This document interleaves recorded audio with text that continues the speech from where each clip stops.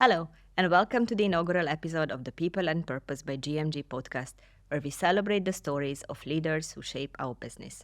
The very first guest is Razana Krook, Chief People Officer here at GMG, and who will be also your host for the following episodes. Today's edition is special as we launch our podcast on a day as significant as International Women's Day under the theme of Inspired Inclusion. We believe that the inaugural conversation holds immense significance not only for our company but also for the broader community here in the UAE and beyond. Hi Razan, how are you? Thank you very much for joining us today. Thank you, Reka. I'm glad to be on this podcast today. So, your journey started 10 years ago with GMG. What is your learning curve? In terms of learning curve, let me tell you this. I'm a linguist by degree. I started my career in advertising, moving into marketing, followed by corporate communication, sustainability, and now technically the people department, which is HR. So I would like to believe that that in itself is self-explanatory in terms of the career journey. Learning doesn't stop. It is not always based on a degree. A degree creates a foundation. Resilience, focus, and determination definitely support every human being to be able to upscale. And I believe that was the passion I had in terms of seeing my career through. So here I am today, very proud of the achievement, especially within GMG, as the journey in the last 10 years has been, to say the least, very, very interesting. I understand that today is a very special day for GMG as we launch our Diversity, Equity and Inclusion Committee. So with you, Razan, being the driver of this committee, can you share the significance and how it all aligns with our commitment to inclusion? Today's launch is a milestone. It signifies our 4+ decades of dedication to creating an environment where every voice is heard. We don't just operate by gender. We genuinely want to recognize talent. But since this occasion is specifically about women, it is genuinely being able to give every woman the tools to strive in their careers. Can you elaborate on any specific objectives that EmpowHer is set out for the business, and how do you envision making this an impact on the business, making it more inclusive? So, the tangible parts of EmpowHer Committee are about putting the emphasis really on various aspects such as career development opportunities, leadership development programs, mentorship programs. One of the very key areas to look at is the EmpowHer Circles, which will be led by our diversity, equality, and inclusion champions. These champions' main objective will be to drive the mentorship program, gender bias awareness trainings, and as a data-driven organization, we strive to be able to, through data, enhance the type of training and awareness that we actually create by making it more informative and straight to the needs of the audiences that we're actually targeting. There are genuinely a lot of studies happening out there, a lot of credible studies, in fact. One of them that I could mention today is the Boston Consultant Group, which has found that companies that are more diverse in management teams have higher innovation revenue. So I believe with all of those studies that are coming up, it is not a good to have, but rather a fact. The world is evolving, the subject is needed, and GMG, being a global player, aims at simply being able to deliver to those global standards. So, as a woman in leadership, I'm pretty sure that having such an amazing, career path, you faced your unique challenges. So how do you see the role of women in today's business world, and what is that piece of advice what you would give to any aspiring female leader? If you start your career defining your gender in the business, I believe that's where your complication begins. I think if you come into a business thinking of yourself as gender neutral, as a professional who has an aspiration, who has a career path that they want to achieve, you come with the right focus, right? Your focus is on what you can accomplish, regardless of what your gender really is. I've been surrounded with a lot of men in my career in general. And obviously, the higher you climb, the more of men you'll find, because that's the whole movement, right? Is to encourage women to be able to continue pursuing their careers. Acknowledging your gender and the complication that comes with the gender is the stepping stone to success. Once you accept it, you know how to work around it. So trying to fight it, I think, creates more complications in the direction and the clarity that you want to have as you step up the ladder. I'm a mother, I'm a wife, and I have my own, let's say, personal agenda as well for what I want to achieve as an individual, not just as a profession. I've accepted what those are in my life. I've accepted what focus I need to give them. And I've moved on in my professional career to see how my professional career can complement the human that I want to be. And I go back to saying it's the starting point, accepting and then planning your career accordingly. So empowering women economically is a very crucial move for sustainable development. How does GMG prioritize women's economic empowerment within the business strategy? This is a very important point here because I really feel you're throwing the load back at GMG. GMG didn't create pay scales based on gender. It created them for roles. And I believe if a woman herself comes into the business with the confidence and belief in herself being able to perform a role, whether it was for a woman or for a man, then pay scale just sits into the role itself and she just happens to take it, right? Usually where pay scale plays a role is when a woman loses the ability to fight for the role because she believes that as a woman, she is okay getting paid less, right? So if you remove the gender equation and actually look at the business from a business perspective, this is the role, this is the scope, this is the market price for it, and go with that in mind, I don't think nor GMG or many organizations actually do differentiate. I believe it stems from the confidence of women to accept and believe that they are entitled. And I use the word entitled. If they're fulfilling the role, they are entitled to be paid equal to a man in the same role. Life in itself is a journey. When you look around, it's two ways. You can look at it, oh my God, I made it amongst all of those men, or you can actually look at it and say, I actually achieved that much. Yeah. And the surroundings happens to be more male dominant, right? I said at the beginning, if you accept your status as a woman, you can build up from there. If you accept yourself as a professional rather than a female, your negotiation skills will always be in parity of a man. And so, this subject actually close to my heart because I believe that the negotiation stems from the belief system of the gender. It's very pertinent what you say, I think, because there are so many studies and there are so many trainings actually specifically for women where actually they train you and they try to tell you that this is wrong, like, you know, from your cultural background, this is what have you been told since you were a small girl, that, you know, you cannot achieve that. But no, it's actually we can achieve it. And I think it just all starts with the fact what you were just saying, that I'm just happy to have a job, you know, I made it, I graduated, so I mean, I will move up the ladder, but probably not as fast as a man.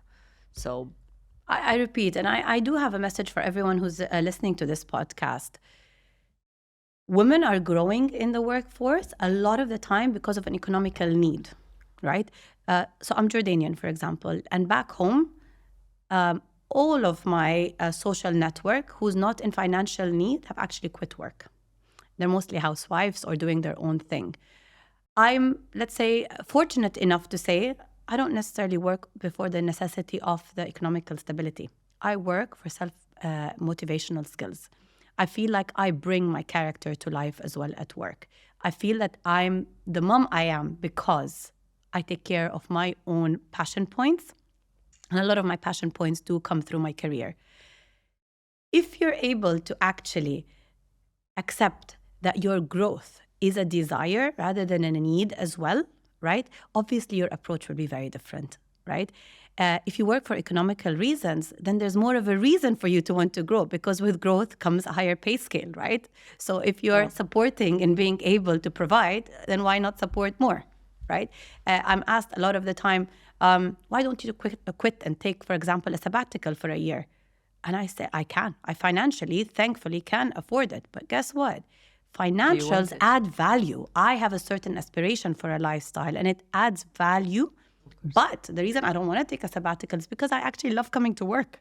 But do you think that if you take a sabbatical, that would remove you from the cycle, and it would be much more difficult to come back to where you left off? Would that also something what would play on your mind? Well, the thing is, it never really played in my mind because I never thought about taking a sabbatical because, like I say, I don't feel like coming to work is a hardship. I feel like coming to work is part of my life cycle. But men and women alike, if you see any CV and you see a gap, there's always that question of why. You know, the negotiation skills into coming back into the workforce are usually less if you don't already have a job. The world is very opportunistic. The perception of you being out of a job means you need it, and hence, as an organization, I have a better negotiation angle. I don't think that's driven by gender specifically. In fact, usually I would say they give more credit to a woman in a sabbatical because, you know, the justification of I wanted to stay with my family hits home a lot more than a man who would say, I needed a sabbatical type of an approach. So if anything, I think sabbatical works more to a female's advantage than it would for a man. In my case, I just didn't feel like I needed it.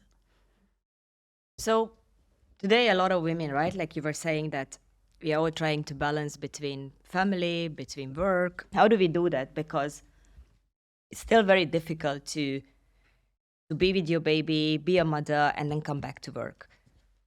What I mean is that it's difficult that, you know, if you want to stay home for a year, again, we are going back to the same subject. You're out of the circle, you're out of the circulation. How do you come back? When do you think that we will reach a point in today's business life and this is going to be okay and this is going to be acceptable, and the perception which you were talking about is going to fade away, saying that, okay, she took time, she wanted to stay home with her baby for 2 years, and now she's back. Can we take her back where she left off? So I believe any business that can operate without that role being filled for over 2-3 months, any ways can operate without it for a much longer period of time. So the question is not about taking someone back. It's what role they come back to play, right? It's that transition. That's why you see in a lot of countries where a maternity can reach 1 or 2 years, usually there's a maternity placement, right? The ability to recognize a skill set back into your business is very different than to say the role itself is waiting, right? I think organizations need to develop to the point where talent is nourished, not positions. Do you also think that this is setting an example for your child, seeing that, you know, mom is working and then, you know, it's something what he looks up to? 100%. See, this whole gender equation is a mindset, yeah? I'm not going to even go down the route of talking about patriarchy, but these are things where we grew up with. I'm an Arab. It takes the Arab world a lot longer to adapt to gender equality as a subject, right? I've chosen my own path, irrelevant of the culture implication that has had on me. And I believe when you genuinely lead by example, the men of the future would have a better balance in understanding that gender equality equation. I have a son, and my husband actually works from home. And to him, Baba's at home and Mama's at work. That, in many cases, in fact, my husband always tells me when he picks him up, I do the drop-off and he does the pickup. He tells me, I bet you all of those people in class think I don't have a job. When actually coming to in terms of contribution, he still contributes financially more than I do. But it's a perception, right? Yeah. Let's bring that conversation a little bit back into GMG. I think I used also partly elements of myself to give it as an example of someone within GMG who happens to be a woman, who happens to make it to decent heights at their career. But I think the main purpose, the main message that I want to set out is GMG does not define the organization by gender. It offers a landscape for growth. And there are different roles within the organization that different genders can thrive in.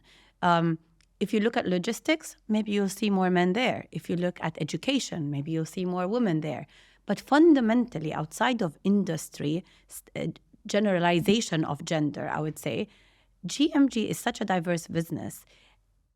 The agenda of DEI is to give everyone equal opportunities within different roles. We're not short of roles to offer for women versus man, right? Each role may have certain skill sets or certain personality traits where a man versus woman can strive. But it is not made for gender. It is made to offer professionals equal opportunities within the organization. We are going to start running research to understand today from a global standards perspective, if there are certain, let's say, a pile of 10 nice to haves, which ones would probably cater for a woman more than a man, for instance? What's the right combination mix to offer our people that would be still suitable for both? The subject of flexi hours has been big for generally women, especially if they are mothers, right? Maybe pay plays more for a man. These are the needs from, let's say, a personal setup or from a culture perspective, right? The idea is that GMG would look at all of those aspects, be able to build the right mix so that the offering remains good for all. And I think that's the biggest point I wanted to make. Every lady in our organization needs to understand the purpose of her existence in an organization, believe in the added value she can bring to her household as well as an organization. Ultimately, even if you work for economical need, it's to add value to your household, right? Once you click the necessity into an added value, I believe the motivation will automatically come into your system to want to grow.